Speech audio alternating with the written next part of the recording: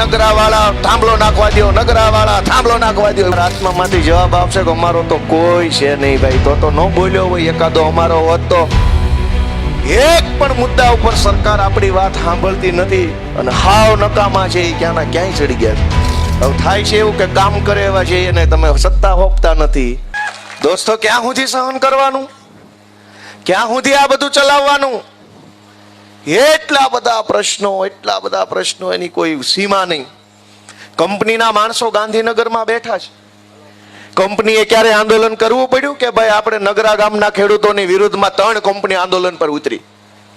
એવું થયું ક્યારે કે રિલાયન્સ ને અદાણી પેલી બીજી ત્રીજી 10 કંપનીના માણસો મંડપ તાણીને ઉપવાસ ઉપર બેઠા, નગરાવાળા થાંભલો નાખવા દો, નગરાવાળા થાંભલો નાખવા દો? એવું થયું કેમ? કેમ કે કંપનીના માણસો સરકારમાં બેઠા છે, તમારા નથી. કોઈ દિવસ ક્યાંય પ્રાઇવેટ માણસોએ આંદોલન કરવું પડ્યું કંપનીએ પોતે કે પાણી આપો, પાણી આપો? કંપનીને પાણી મળી જાય. શું કામ? કંપનીના માણસો સરકારમાં બેઠા છે. કંપનીએ ક્યારે આંદોલન કરવું પડ્યું? અમને હેરાન કરે છે, હેરાન કરે છે. કંપનીના માણસો સરકારમાં બેઠા છે. કંપનીના માણસો સરકારમાં બેઠા છે. ગુંડાઓના પ્રતિનિધિ સરકારમાં બેઠા, મોટા મોટા માથાભારે માણસોના પ્રતિનિધિ સરકારમાં બેઠા છે. તમારા માણસો ક્યાં છે? તમારો માણસ કોણ સરકારમાં બેઠો છે એ પૂછો તમારી જાતને અને તમારા નેતાને.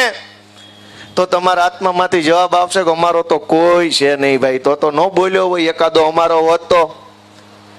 અને જો કોઈ તમારા ન હોય તો તમારી આખી આમ આદમી પાર્ટી છે, અમારા ઈશુદાન ગઢવી છે, ચૈતર વસાવા છે, પ્રવીણ રામ છે, અમારા બ્રિજરાજ સોલંકી તમારા સંતાનો બનીને આવ્યા છે. એને જરાક આશીર્વાદ આપો તો તમારો અવાજ એ વિધાનસભા સુધી પહોંચાડશે. અને જ્યાં સુધી ન્યાય વાત નહીં પોગે, અને આમ તો ન્યાય હું પોગાડવાની, હવે એને ઘર જ ભેગા કરવાની વાત છે. એમાં હું વાત પોગાડવાની એને નહીં ખબર પડતી હોય. હું હાલે રોજ આંદોલન, એટલું બધું માણસ ભેગું થાય. એ થોડા પાકિસ્તાનમાં રહેશે? સાપુ રોજ કોલેજ નહીં જોતા હોય કે નગરા ગામમાં મીટિંગ થઈ હતી ખેડૂતો કાળો કકળાટ કરે છે? પણ એને આપણી પીડા દેખાતી નથી. શું કામ?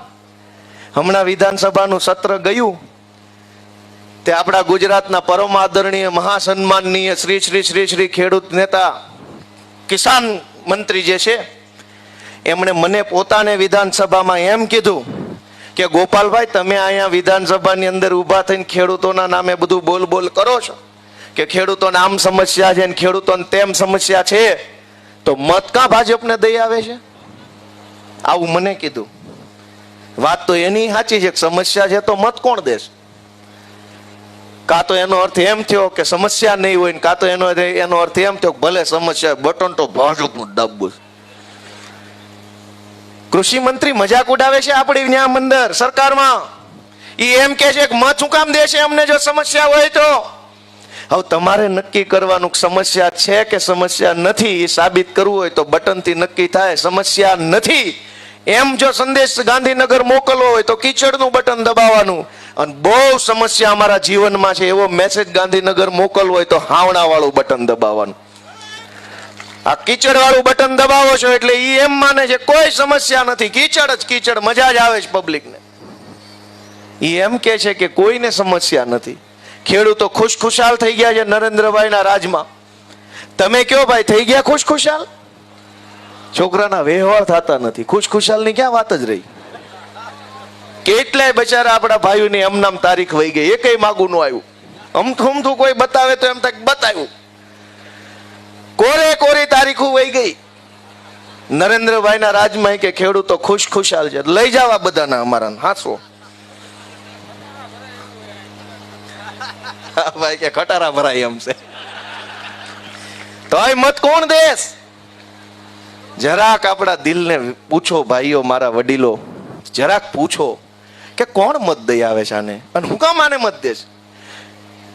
એવું તો હું એનામાં કલાકારીગરી છે કે એવું તો હું આપણને એને દઈ દીધું છે કે 30 વર્ષથી લાગ લગાટ મત દીધા કરે છે? ક્યારેક તો આપણે ઊભા રહીને પાછું વળીને જોવું પડશે કે આપણા હાથે જ આપણે આ શું કરી રહ્યા છીએ. આ અમારા વિસાવદર વાળે મને મત દીધા, અહીં સુધી મજા આવી કે નહીં? કયો જઈ? કેવી મજા આવી? હારી મજા આવી? થોડી થોડી? કાંઈક ખારો માણા જો આપણા હાથે ચૂંટાઈ જાય ને તો એનો રોનક છે દેશ દેશ સુધી જાય. અને અમે ત્યાં ચૂંટાણા તો મેણા મારે છે કે તમે મત નથી દેતા એટલે તમારા કામ નથી થતા. આ મોરબી વાળાએ દીધા હતા એને કેમ માર માર્યો? જ્યાં નથી ચૂંટાય એમ ત્યાં મેણા મારે ભાજપ વાળા, તમે મત નહીં દો તો તમારું કામ નહીં થાય. આખા વઢવાણમાં, સુરેન્દ્રનગર, આખા જિલ્લામાં બધું ઉપરથી હેઠે સુધી ભાજપ વાળા છે. તો આવે જ પાણી ઠેઠ ઠેઠ સુધી ભાજપ. કોંડ ગામમાં તો તાલુકા પંચાયતના પ્રમુખ બન્યા તોય પાણી ન આવ્યું. થાંભલા આવ્યા સીધા. શું કામ? એ કે આ ટીંગાઈ જાવ ગળે દોવડું બાંધીને. એ હાટું ખેતરમાં નાખ્યા છે. થાકી જાવ તો આ ટીંગાઈ જાય એટલે કામ પતે. સરકાર તો ઈ જ કરવા બેઠી છે કે તમારે આઘું જવું નહીં નાન્યા, કેમ કે ઝાડવા શેઠે રહેવા નથી દીધા કોઈ. નકર પેલા ઝાડ વેટિંગ હતા કોંગ્રેસના રાજમાં. હવે એ કે ઝાડવા નથી. સરકારે ખેડૂતો માટે ખૂબ સારી સુવિધા કરી છે. ખરેકના ખેતરમાં એક થાંભલો લટકી જવો હોય તો વાર ન લાગે. આવું હોય કઈ? સરકાર હોય કોના માટે? કંપની માટે હોય, જનતા માટે? કયો છે બધા? કયો કઈક આમાં માઇક માંથી અવાજ જાય નહીં, કાંઈક સાંભળતા હોય અમારી વાત તો ધ્યાને લે.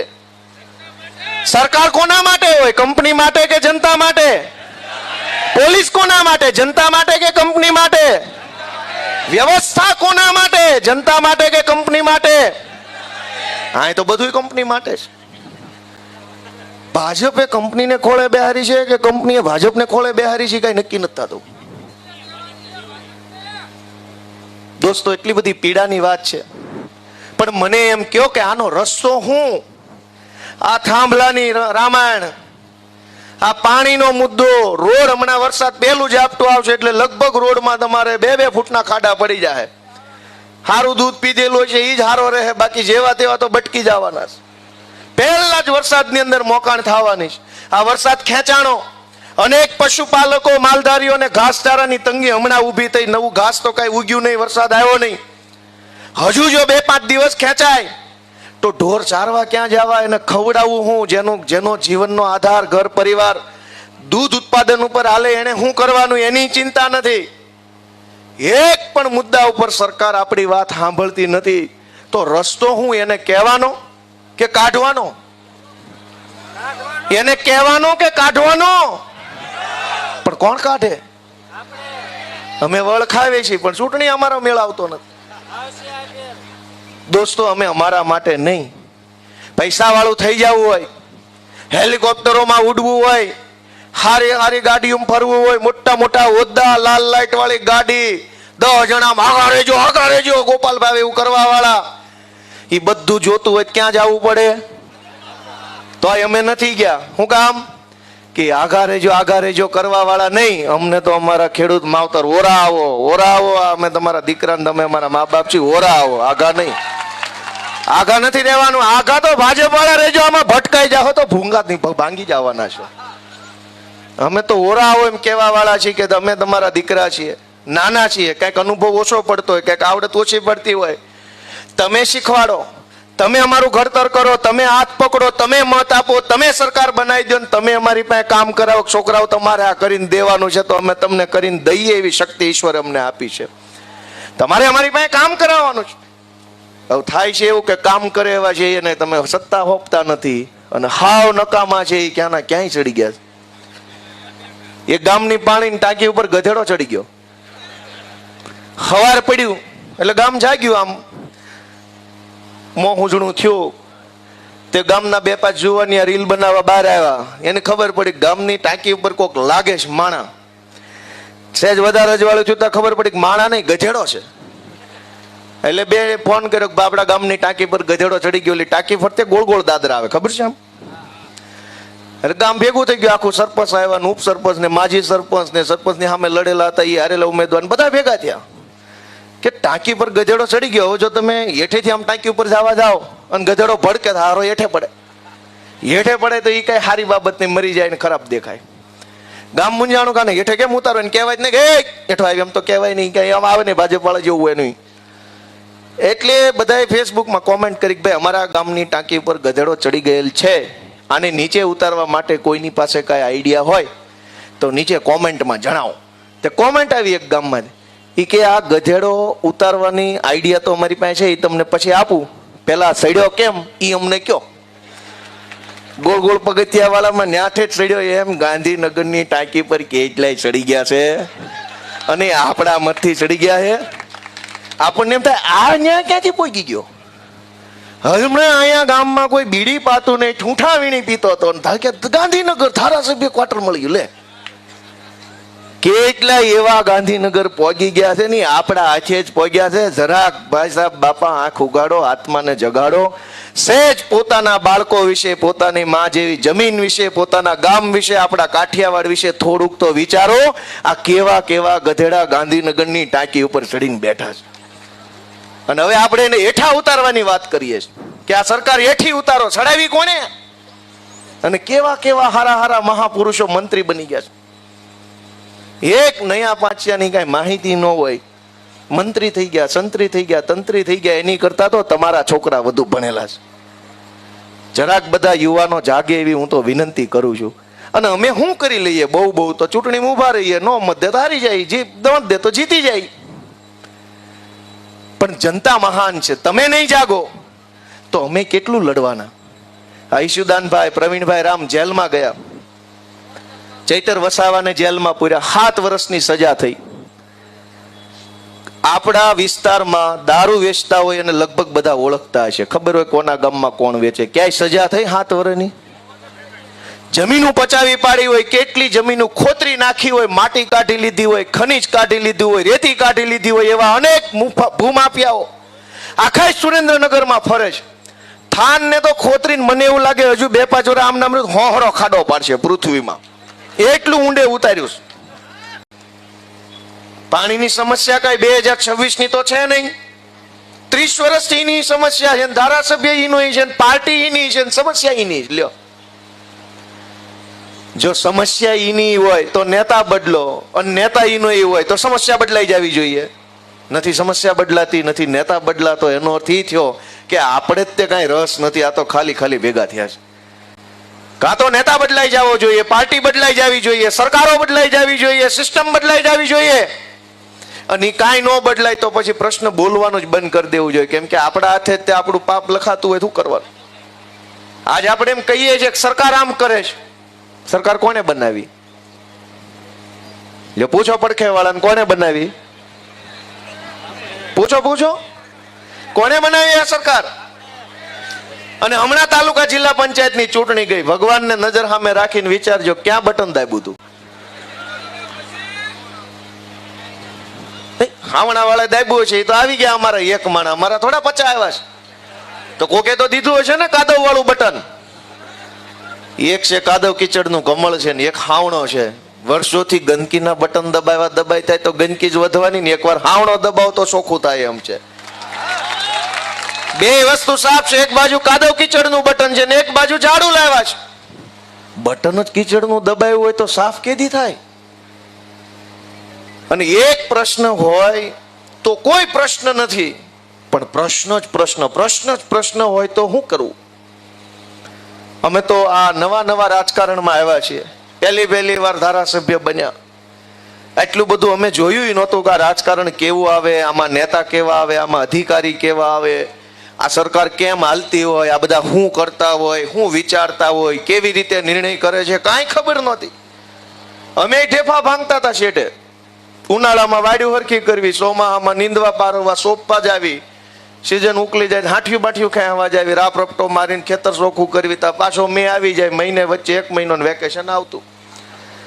પણ જે દિવસે એમ જોયું કે આ કાળા તડકાનું પરસેવો નહીં લોહી રેડીએ ખેતરમાં, અને એ પછી તે આપણી પીડા કે આપણો પરસેવો કે આપણે રેડેલું લોહી ગાંધીનગર સુધી કોઈને દેખાતું નથી, એવું અમને થયું. તો અમે આવ્યા, કીધું હાલો રાજકારણમાં જોઈએ કે આ બધા શું કરે છે.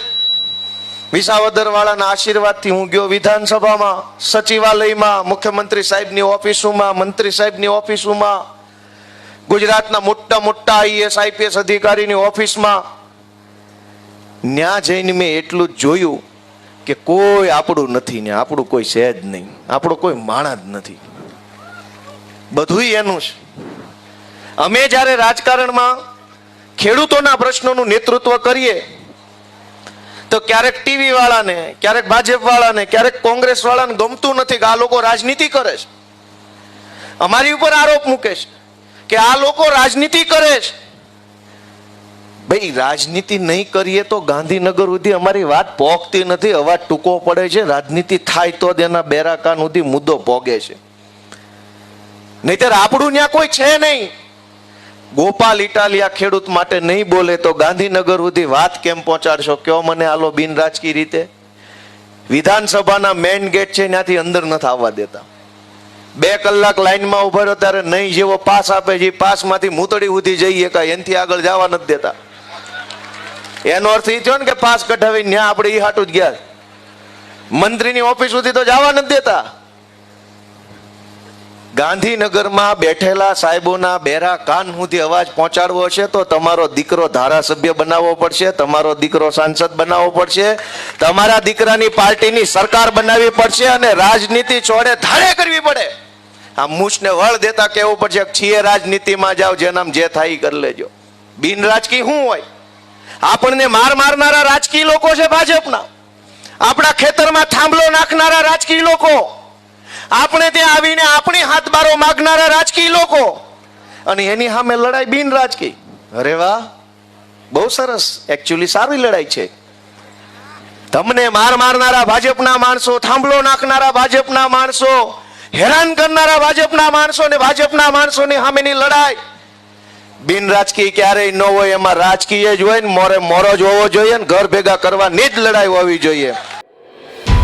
નગરાવાળા થાંભલો નાખવા દો, નગરાવાળા થાંભલો નાખવા દો. આત્મામાંથી જવાબ આવશે કે અમારો તો કોઈ છે નહીં ભાઈ. તો ન બોલ્યો હોય એકાદો અમારો હોત તો. એક પણ મુદ્દા ઉપર સરકાર આપણી વાત સાંભળતી નથી અને હાવ નકામા છે. એ ક્યાંના ક્યાંય ચડી ગયા. હવે થાય છે એવું કે કામ કરે એવા છે એને તમે સત્તા હોપતા નથી.